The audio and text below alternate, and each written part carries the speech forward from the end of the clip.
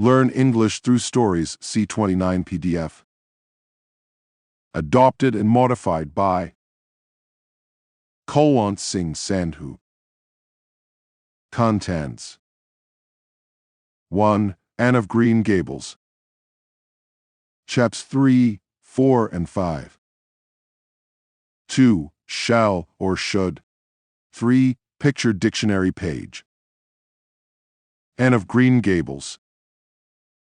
Chapter 3. Red Hair. Next day, Marilla didn't tell Anne about her conversation with Matthew. She gave Anne a lot of work in the kitchen.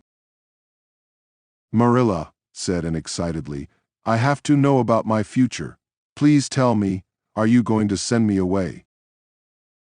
"No," said Marilla.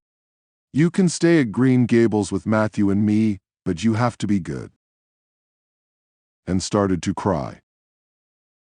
"Why are you crying?" asked Marilla in surprise. "Don't you want to stay with us?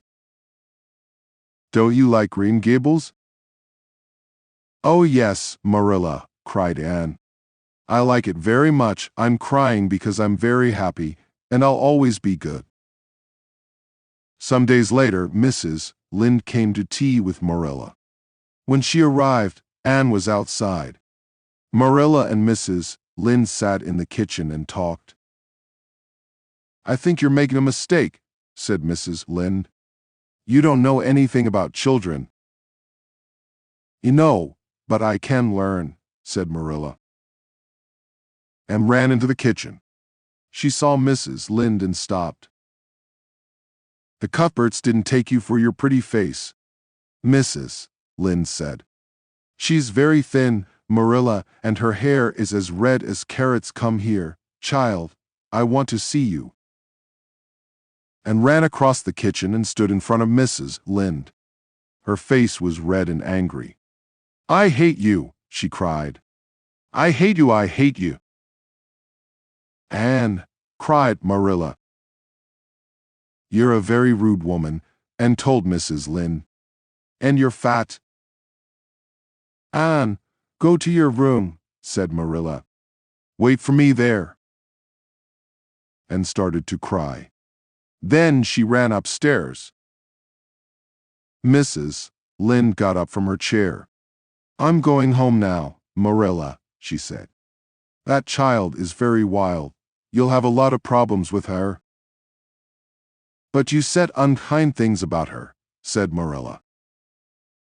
After Mrs. Lynde went home, Marilla went upstairs. Why did Anne say those things? She thought unhappily. Now Mrs. Lynde will tell everybody in Avonlea about her. "Stop crying and listen to me, Anne," she said. "You were very rude to Mrs. Lynde. She was a visitor in my home." "But she was very unkind," said Anne. "I want you to say sorry to Mrs. Lynde," said Marilla. "And never," said Anne. "I'm not sorry." "I hate you," she cried. Marilla remembered something. When she was a child, her aunts often talked about her. "Marilla isn't a very pretty little girl," they said. "Maybe Mrs. Lynde was unkind," said Marilla quietly. "But you have to say sorry. Stay here in your room." Next morning, Anne didn't come down to breakfast. Marilla told Matthew the story. "She was very rude," she said. "But, Marilla," said Matthew, "if Mrs. Lynde doesn't think before she speaks, please don't be angry with Anne." Anne stayed in her room all day. Marilla took food upstairs, but Anne didn't eat very much. In the evening, Matthew went quietly up to Anne's room. Anne was on a chair by the window. She looked very small and unhappy. Matthew felt very sorry for her. He closed the door. "Please go and say sorry to Mrs. Lynde, Anne," he said. "All right, Matthew," said Anne. "I wasn't sorry yesterday, but I'm sorry now. I'll do it because you asked me." "Good," said Matthew happily. "It's very quiet downstairs without you, Anne." He went quietly out of the room. Later, Marilla and Anne walked to Mrs. Lynde's house. "I'm very, very sorry, Mrs. Lynde," said Anne. "I was very rude to you. You were right about my red hair, and I am thin and ugly." Mrs. Lynde smiled. "I was rude to you too," she said. "You do have red hair, but maybe it will change color when you're older." "That's very kind of you, Mrs. Lynde," said Anne. "Now I can hope for prettier hair. Please, can I go outside and play?" "Yes, of course," said Mrs. Lynde. "Find some flowers," and went out and closed the door behind her. Anne is really sorry, thought Marilla, but she's funny too. "She's a strange little girl," said Mrs. Lynde to Marilla. "But she isn't a bad child. I like her." On the way home, Anne suddenly put her small hand into Manila's hand. "I love Green Gables, Marilla," she said. "It's my home now." Chapter 4. The Party. Anne had only one ugly dress from the orphanage, so Marilla made her 3 new dresses. She bought a little hat for Anne too. But Anne didn't like the new clothes. "Why don't you like them, Anne?" asked Marilla. They're not pretty," answered Anne. "But they're very good dresses," said Marilla. Marilla went to church every Sunday. She wanted to take Anne with her. But the next Sunday, Marilla was sick. "Can you go to church without me?" she asked Anne. "Yes, of course, Marilla," answered Anne. She put on one of her new dresses and her hat and started walking down the road to church. "I don't like this hat," she thought. "It isn't very pretty." Then she had an idea. There were a lot of beautiful yellow flowers by the road. Anne put some flowers on her hat. When she arrived at church, the other children looked at her. "That girl's crazy," they said. After church, Anne ran back to Green Gables. "Did you enjoy it, Anne?" asked Marilla. "Not very much," said Anne. "The minister talked for a long time, but he wasn't very interesting. But there's going to be a party next week for the children of Avonlea. That's exciting. Please, Marilla, can I go too?" "Yes, of course," answered Marilla. "Oh, thank you, Marilla," said Anne. She put her arms around Marilla. Marilla felt happy. "I'm starting to love this child," she thought. Marilla had a beautiful old brooch. The day before the party, she couldn't find it. "It was on top of the desk in my room," she thought. "But now it isn't there. Where is it?" "Did you take my brooch out of my room?" she asked Anne. "No, Marilla," said Anne. "I went into your room last week. I saw the brooch on top of the desk and put it on my dress, but then I put it back on the desk. I didn't take it out of your room." Marilla looked for the brooch again, but she couldn't find it. "Anne," she said, "I'll ask you again. Did you take the brooch from my room and lose it?" "No, I didn't," Marilla said in quietly. "Go to your room and stay there," said Marilla, and went to her room. Later, Marilla went to see her. "Marilla, the party is tomorrow," Anne said. "Please, can I go?" "No," said Marilla angrily. "Tell me about the brooch first." "But I told you about the brooch," Marilla cried Anne. Next morning, Marilla took Anne's breakfast upstairs. Anne sat on her bed. Her face was white and her big gray eyes shone. The other children looked at Anne. "I'll tell you about the brooch now," she said quietly. "I took it and I put it on my dress. Then I went outside and walked down the road to the bridge. I wanted to look at the brooch again. So I took it off my dress. It shone in the sun and was very beautiful. But then it fell from my hand, down to the bottom of the river." "You're a very bad girl, Anne," Marilla said angrily. "I'm sorry," said Anne. Please, can I go to the party now? The party, cried Marilla. Of course you can't go. But, Marilla, said Anne, you wanted to know about the brooch, so I told you. Now please, can I go to the party? No, said Marilla, and went out. And fell on her bed and began to cry. Marilla went downstairs with a very sad heart. Maybe Mrs. Lynde was right about Anne, she thought. After lunch, Marilla wanted to go for a walk. She took her coat from the closet.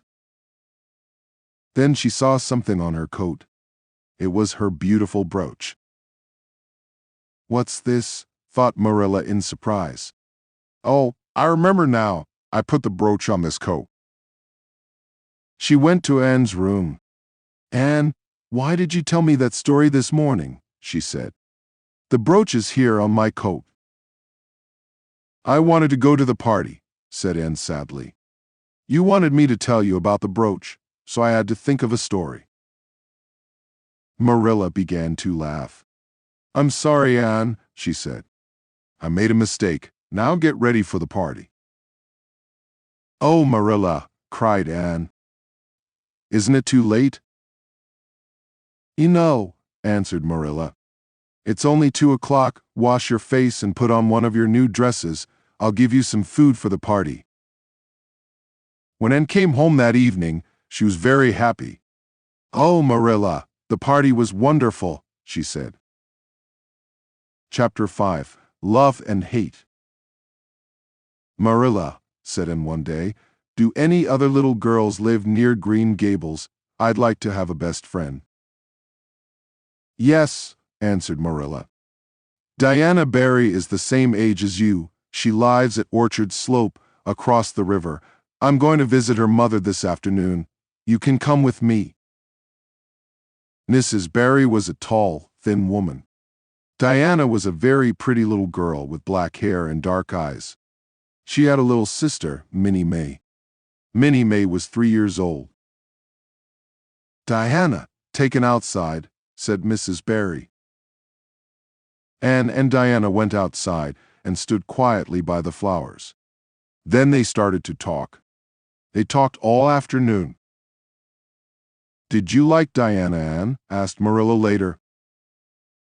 Oh, yes, said Anne happily. Diana is wonderful. Then Marilla saw something on her coat. Anne and Diana met every day. Sometimes they played in the woods. Sometimes they read books and told stories. Then summer ended and September came. Anne went to school in Avonlea. She was good at her lessons, and she liked the other girls. But Anne didn't like the teacher, Mr. Phillips, very much. One day, there was a new boy in school. He was tall, with brown hair. The girls liked him.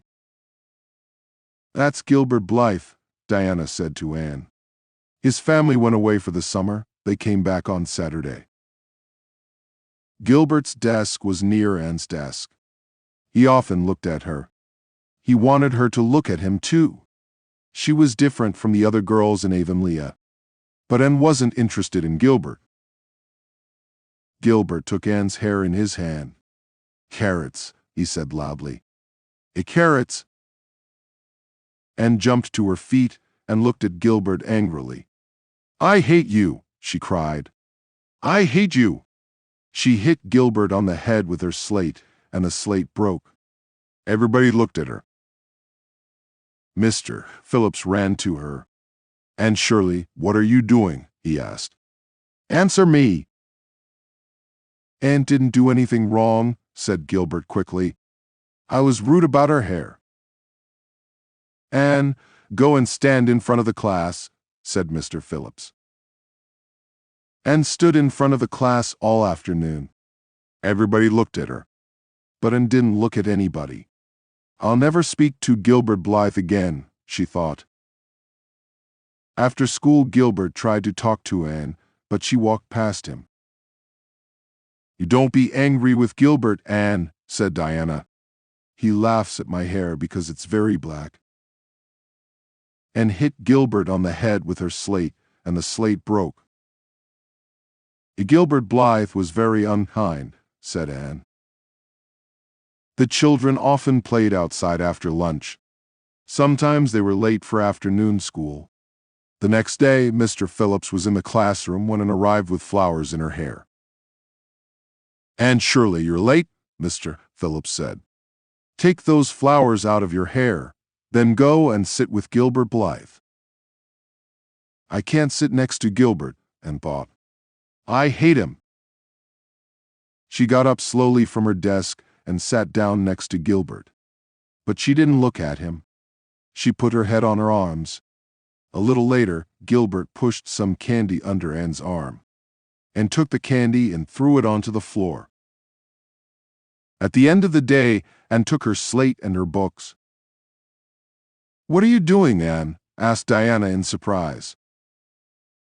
"I'm taking my things home," said Anne. "I'm going to study there. I'm not coming back to school again." Later, Anne told Marilla about Mr. Phillips. "I'll learn my lessons at home," she said. "I'll work hard and I'll be a good girl, but I'm not going back to Mr. Phillips." Marilla went to see Mrs. Lynde. "What shall I do?" she asked. "I'll leave Anne at home," said Mrs. Lynde. "She'll get bored, then she'll want to go back to school." Anne learned her lessons at home. In the evenings, she played with Diana. She loved Diana, but she hated Gilbert Blythe.